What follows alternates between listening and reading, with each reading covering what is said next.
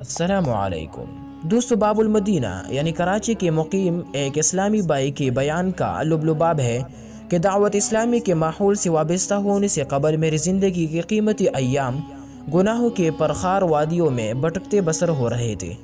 نماز قضا کرنا، نفسانی خواہشات کی تسکین کے خاطر فلمی ڈرامے دیکھنا، گانے باجے سن کر مست ہو جانا، جھوٹ بول کر لوگوں کو دھوکہ دینا، ان کے دل آزاری کرنا اور مذاق و مسخری کے ذریعے ان کو پریشان کرنا وغیرہ گناہوں سے میرا نامہ اعمال بھرا ہوا تھا۔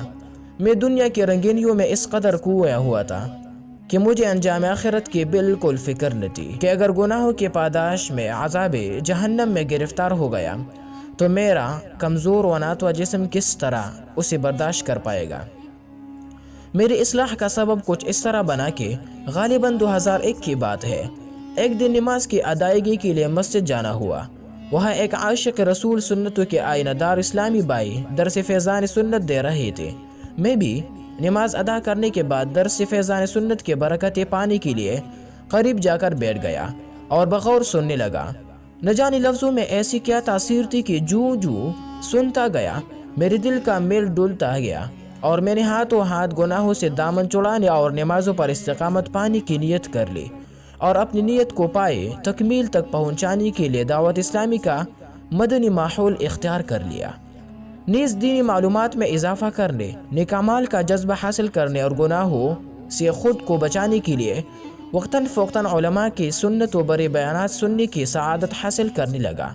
رفتہ رفتہ مجھے ان بیانات سے اس قدر لگاؤ ہو گیا کہ جب بھی کوئی نیا بیان آتا میں اسے ضرور سنتا، حتیٰ کہ وسائل نہ ہونے کی صورت میں اپنے علاقے میں قائم ایک لائبریری سے علماء کے بیانات اور ملفوظات کے کیسٹ حاصل کر کے اپنا شوق پورا کرتا۔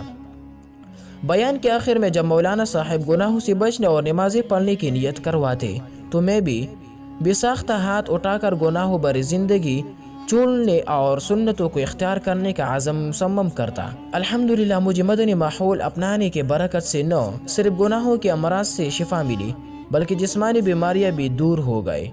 کافی عرصے سے میرے جسم پر دانے تھے، سینے اور پسلیوں میں شدید درد رہتا تھا۔ کافی علاج کروایا مگر فائدہ نہ ہوا۔ خدا کی قدرت دیکھیے کہ مدنی ماحول اپنانے کے بعد دانے اور درد خود بخود ختم ہو گئی۔ الحمدللہ تعدم تحریر تقریباً 8 سال ہو گئے، میں بالکل ٹھیک ہوں۔ حلقہ مشاورت کے خادم کی حیثیت سے علاقے میں مدنی کاموں کی ترقی کے لیے کوشاں ہوں۔